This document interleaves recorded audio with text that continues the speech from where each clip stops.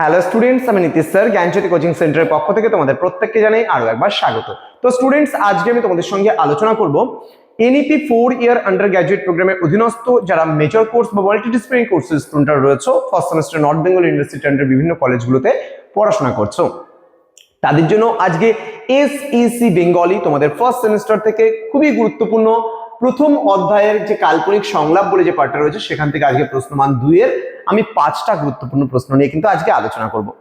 যারা এখনো পর্যন্ত আমাদের চ্যানেলটিকে সাবস্ক্রাইব করনি তারা অবশ্যই চ্যানেলটিকে সাবস্ক্রাইব করে পাশে থাকা বেল আইকন অল প্রেস করে দাও, যাতে নেক্সট টাইম থেকে কোনো ভিডিও আপলোড করলে তার নোটিফিকেশনটা তুমি সবার আগে পেতে পারো। এছাড়া যারা ভাবছো যে অনলাইনে আমাদের ক্লাস জয়েন করবে তারা অবশ্যই যোগাযোগ করো আমাদের অফিসিয়াল নাম্বার 7076398606 নম্বরে অথবা 6295916282 নম্বরে।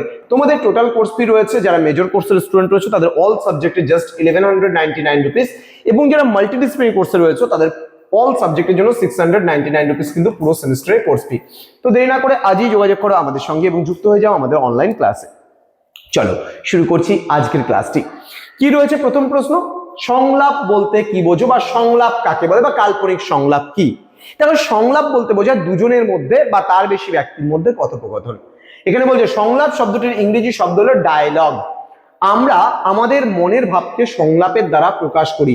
সংলাপ বলতে দুই বা ততোধিক ব্যক্তির মধ্যে কথোপকথনকেই কিন্তু বোঝায়। মনে করো আমি তোমার সঙ্গে কথা বলছি, কোনো একটা জায়গায় দাঁড়িয়ে কিছু একটা কথা বলছি, তাহলে সেটাকে কাল্পনিক সংলাপ কিন্তু বলা যেতে পারে। এটি সাহিত্য, নাটক, চলচ্চিত্র বা দৈনন্দিন জীবনেও কিন্তু ব্যবহৃত হতে দেখা যায়। সহজ কথায় বলতে গেলে যখন দুই বা তার বেশি ব্যক্তি একে অপরের সাথে কথা বলে সেটাই হলো কিন্তু সংলাপ। তাহলে দুইজন ব্যক্তি বা তার বেশি ব্যক্তি যখন একে অপরের সঙ্গে কথা বলবে তখন সেটাকে আমরা কি বলছি? সংলাপ বলছি। ওকে,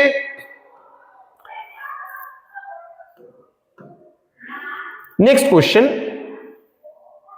কাল্পনিক সংলাপের প্রধান দুটি শর্ত লেখো। কি বলছে? কাল্পনিক সংলাপের প্রধান দুটি শর্ততে কাল্পনিক সংলাপের প্রধান দুটি শর্ত হলো, প্রথমত বলেছে যে সংলাপ ব্যবহৃত ভাষা বা সংলাপে ব্যবহৃত ভাষা, শব্দচয়ন এবং বলার ভঙ্গি কিন্তু অবশ্যই পরিস্থিতির সঙ্গে মানানসই হতে হবে। ক্লিয়ার? নেক্সট দ্বিতীয়ত কি বলেছে? সংলাপ এমন ভাবে লেখা উচিত যেন মনে হয় বাস্তবে দুজন মানুষ কথা বলছে। দীর্ঘ অপ্রয়োজনীয় বক্তৃতা বা তথ্য সংলাপে কিন্তু পরিহার করা উচিত, মানে অপ্রয়োজনীয় কথা কিন্তু সংলাপে বলা যাবে না। দেন সংলাপের ভাষা সহজ, সাবলীল এবং স্বতঃস্ফূর্ত হওয়া কিন্তু দরকার। তাহলে সংলাপের ভাষা এমন হতে হবে যেন সবাই কিন্তু তোমার বিরোধী পক্ষ যে আছে সে কিন্তু তোমার কথাটা যেন বুঝতে পারে। নেক্সট চলে আসবো আমরা পরবর্তী প্রশ্ন নিয়ে। পরবর্তী প্রশ্ন কি বলেছে দেখে নেব একটু। হ্যাঁ, সংলাপের মূল বিষয় কি, মানে সংলাপে যে আলোচনাগুলো হচ্ছে তার মূল বিষয় কি?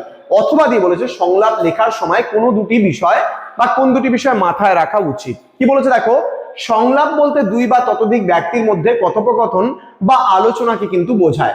এর উদ্দেশ্য হতে পারে তথ্য আদান প্রদান, হতে পারে মত বিনিময়, কোনো বিষয়ে সিদ্ধান্ত নেওয়া হতে পারে, বা কেবল সামাজিক যোগাযোগ রক্ষা করাও কিন্তু হতে পারে। সংলাপের মূল বিষয় হলো যোগাযোগ স্থাপন করা, মানে একজনের সঙ্গে অপরজনের কিন্তু কথা বলা, এবং এর মাধ্যমে তথ্য, আবেগ বা ধারণার আদান প্রদান, যার চূড়ান্ত লক্ষ্য হতে পারে বিনোদন, বোঝাপড়া অথবা সমস্যার সমাধান করা।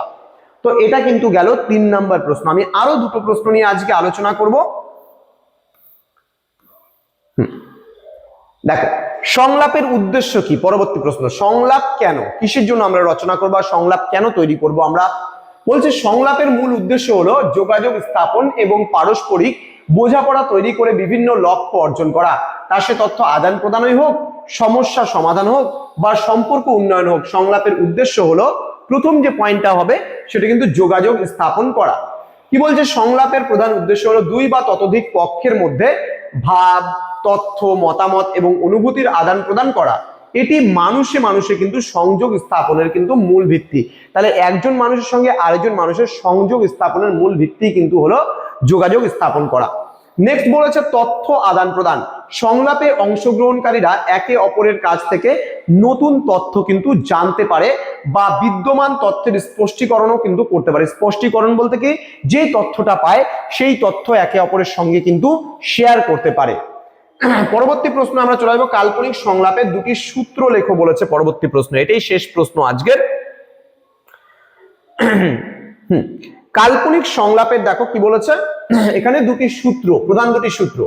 উত্তর কি বলেছে, কাল্পনিক সংলাপের প্রধান দুটি সূত্র হলো চরিত্রানুগতা, অর্থাৎ এখানে বলছে এটি কাল্পনিক সংলাপের সবচেয়ে গুরুত্বপূর্ণ সূত্র। এর অর্থ হলো সংলাপে প্রতিটি চরিত্রকে তার নিজস্ব ব্যক্তিত্ব, বয়স এবং সামাজিক অবস্থান, শিক্ষা, মানসিক অবস্থা এবং পূর্ব অভিজ্ঞতা অনুযায়ী কিন্তু কথা বলতে হবে।